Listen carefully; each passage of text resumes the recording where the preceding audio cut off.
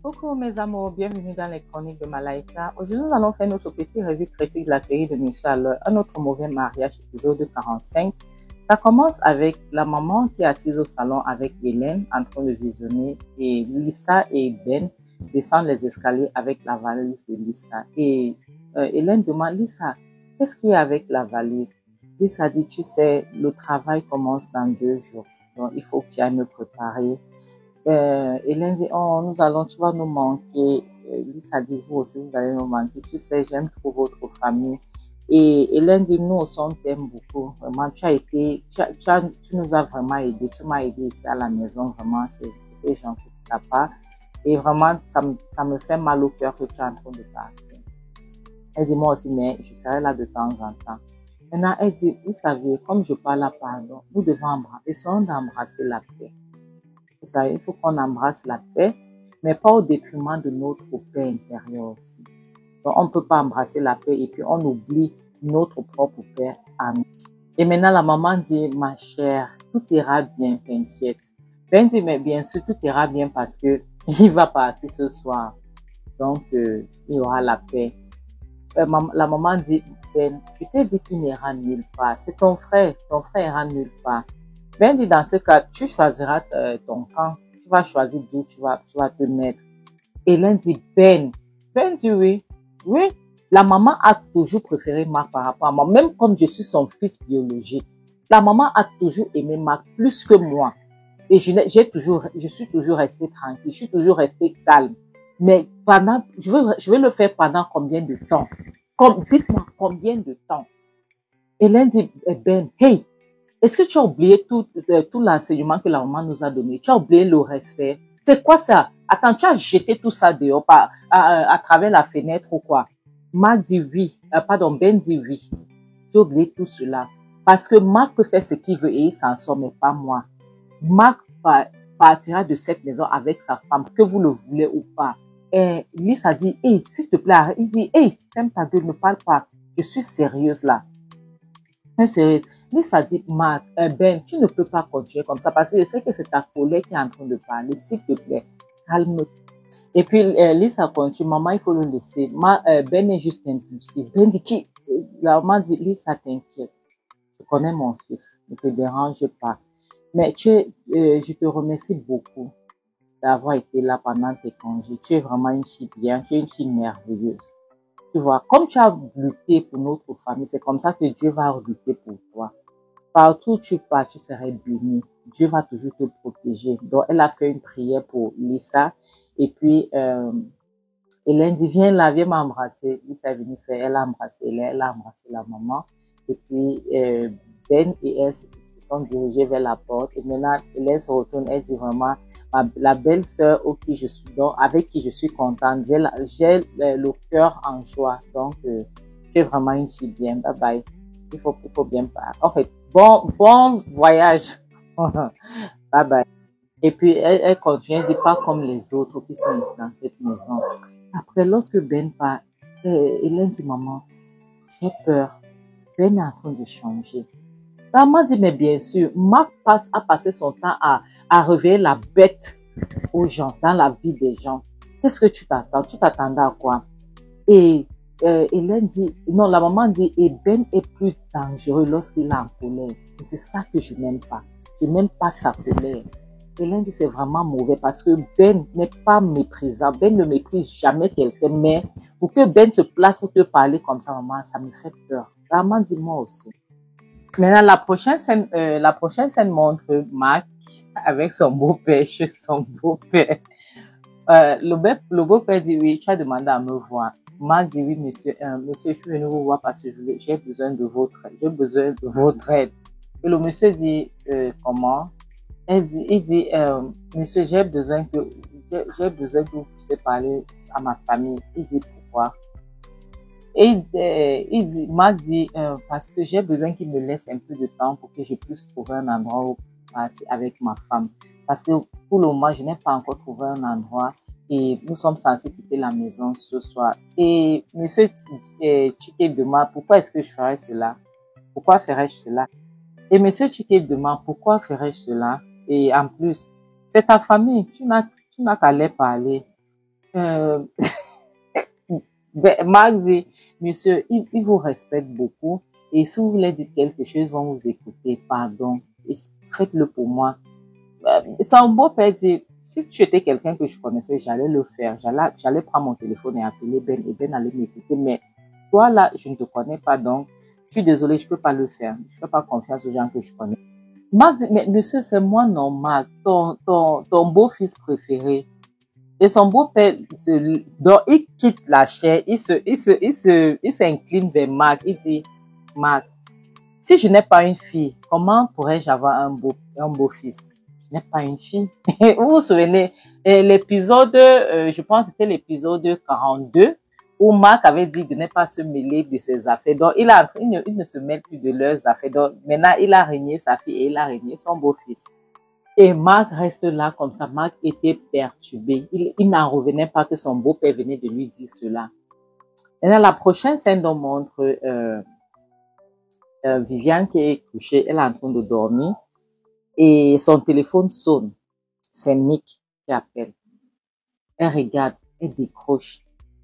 Elle demande, Nick, c'est quoi? Je suis un être humain. Je suis en train de dormir. Nick, s'il te plaît, arrête de me perturber. Parce que tu es en train de me perturber. Nick, qu'est-ce que je t'ai fait sur cette terre? Nick dit, je n'ai pas vu mes 2 millions de naira hier soir. Comme prévu. Ça veut donc dire que tu te dis que je suis en train de bluffer, n'est-ce pas? Ok, il n'y a pas de problème. Donc, on verra qui bluffait, qui était en train de bluffer. On verra si je bluffais ou pas. Et Nick raccroche. Maintenant, elle se recouche, elle dort. Son téléphone sonne encore. Elle décroche sa maman. Sa maman demande, Viviane, où es-tu? Elle dit, je suis à la maison, j'essaie de trouver le sommeil. La maman dit, hey, tu fais quoi? Je viens de recevoir une vidéo, l'une de tes 100 caleçons vidéo, et ça vient de Nick. Viviane a ouvert les yeux, elle a dit, quoi? La maman dit, oui, ça venait de Nick. Viviane n'en revenait pas, Viviane était perdue, donc elle était traumatisée, elle n'en revenait pas. La prochaine scène nous montre Viviane qui est dans la voiture avec sa mère. Et elle dit, maman, tu as dit qu'il t'a envoyé quelque chose. S'il te plaît, puis-je voir la vidéo qu'il t'a envoyée. La maman prend son téléphone et donne à Viviane. Viviane voit la vidéo, Viviane tombe des nues. Et la maman dit, Viviane, si ceci sort dehors, ta vie est foutue. Viviane dit, maman, qui sait combien de personnes il a pu envoyer ceci? Vraiment, Nick s'y exagère. Nick est en train donc, de mordre plus que ce qu'il peut. Il peut mâcher, il peut actuellement mâcher dans sa bouche. Maman, je suis fatiguée. Ce garçon doit être stoppé. On doit arrêter sa folie. Parce que là où je suis là, je ne sais pas à qui il a envoyé les vidéos. Je ne sais pas à qui il a pu envoyer mes 100 caleçons. La maman dit, si ceci sort là-bas dehors, ta vie serait ruinée. Tu ne pourras plus sortir, tu ne pourras même plus rester dans ton foyer. Donc, s'il te plaît, ma fille, fais tout ce qu'il te demande de faire. Est-ce que c'est compris? Maintenant, Viviane demande, maman, mais tout ça, maman, est-ce que tu peux pas m'aider avec ça, s'il te plaît? Maman, aide-moi. Donc, tu vois, c'est moi rester là en train de parler. Pourquoi est-ce que tu peux pas m'aider? Sa maman dit, Viviane, qu'est-ce que tu veux que je fasse? Qu'est-ce que tu veux que je fasse? Dis-le-moi. Je t'avais prévenu que tu ne peux pas. Il y a certaines choses que tu n'es pas censé faire. Lorsque tu es en train de jouer à un jeu, fais très attention. Il faut savoir comment tu joues à ces jeux. Mais tu ne m'as pas écouté. Tu ne m'as pas écouté, Viviane. Regarde maintenant les conséquences. Elle demande, maman, pourquoi est-ce que tu veux que je souffre seule?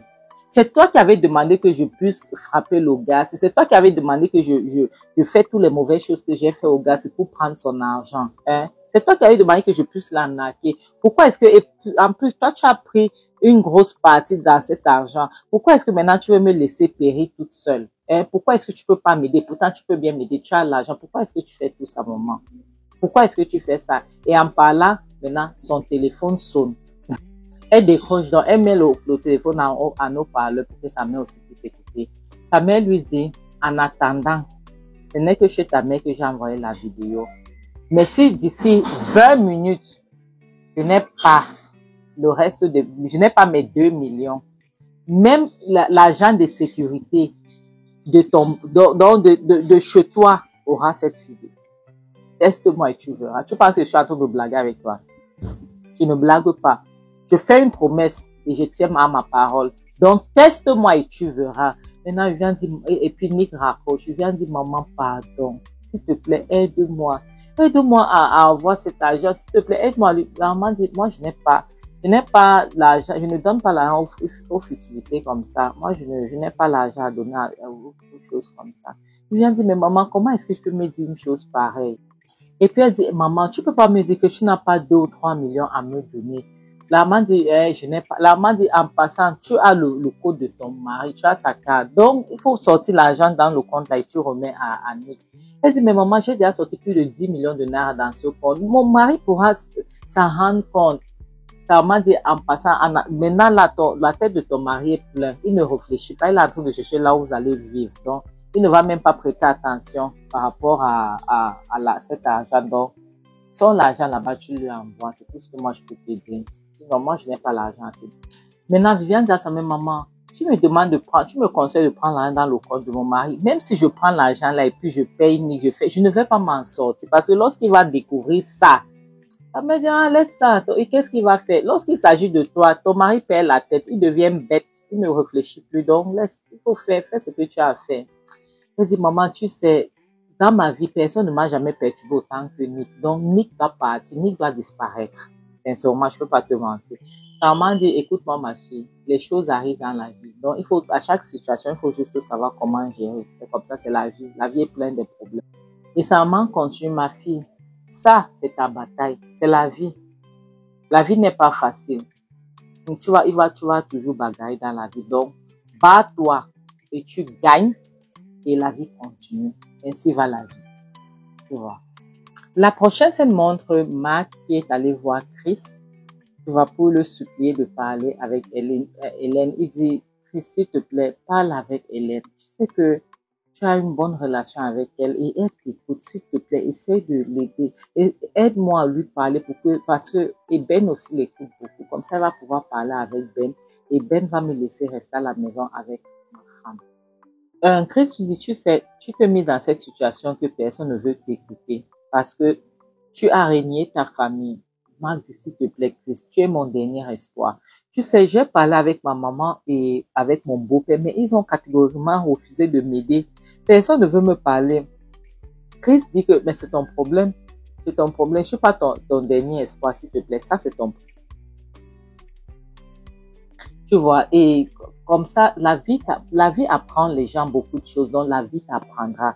Franchement, tu vas comprendre que ta famille est plus importante que certaines choses. Qu'est-ce que tu veux que je te fasse? Qu'est-ce que tu veux que je fasse? Parce que aujourd'hui, maintenant, si elle décide de parler avec Hélène, de te laisser rester dans cette maison, aujourd'hui, tu es pour, demain, tu es contre. Et lorsque tu vas devenir contre, qu'est-ce que moi je vais dire? Et moi, je serai comment aux yeux d'Hélène? Donc, je peux pas. Et en passant, c'est Ben qui a le dernier mot. C'est sa maison. La maison est en son nom. Donc, tu croyais que en partant changer le testament avec l'avocat, il ne devait pas s'en rendre compte. Oh, mon frère, pardon. Laisse-moi en dehors de ça, je t'en supplie. Et Marc dit, s'il te plaît, essaye quand même, essaye d'en parler. Et là, au moins, je saurais que tu as essayé et puis ils ont refusé. Tu vois, s'il te plaît, je te demande pardon, essaye, aide-moi, j'ai besoin d'aide. Chris dit, tu sais, ça c'est ta famille, c'est à toi de les parler, c'est ceux qui ne vont jamais te régner. Donc, toi, il faut partir les supplier. Et puis Marc dit, s'il te plaît, tu sais que même si je dis quoi, Ben ne va pas m'écouter, tu sais très bien que je l'ai déçu. Donc, pardon, je peux même pas me rabaisser pour parler à Ben parce que ça va servir à rien. Chris dit, tu vois, voilà, donc l'ego, donc, tu ne peux même pas, tu n'arrives même pas à te rabaisser devant ton petit frère. Et pourtant, tu as besoin de lui maintenant. C'est sa maison. Tu vois, c'est la seule personne à qui tu es censé parler. Donc, s'il te plaît, rabaisse-toi et tu parles à ton petit frère. C'est tout ce que moi j'ai à te dire. Et Chris continue que, en passant, ta femme connaît résoudre les problèmes. Donc, je pense qu'il est temps de l'appeler pour que vous essayiez de supplier ensemble. Est-ce que c'est clair? Donc, il faut laisser tout ce que tu es en train de faire, tout le simandou que tu fais là. Il faut baisser ton orgueil. Tu vas supplier ton frère. Parce que sinon, on va vous chasser. Vous ne pouvez même pas vivre dans la rue qui est à côté de votre maison. La rue là, c'est la rue qui est vers la poubelle. C'est là où vous allez vivre, ta femme et toi, en pleine rue. Donc, laisse tomber ton orgueil et tu vas te mettre à genoux. Tu demandes pardon à ta famille. C'est tout ce que moi j'ai à te dire. C'est tout ce que j'ai à te dire. Maintenant, la prochaine scène montre Ma qui entre dans sa chambre et trouve Viviane assise, en train de fouiller son téléphone. Maintenant, Ma dit, Viviane, qu'est-ce que nous allons faire?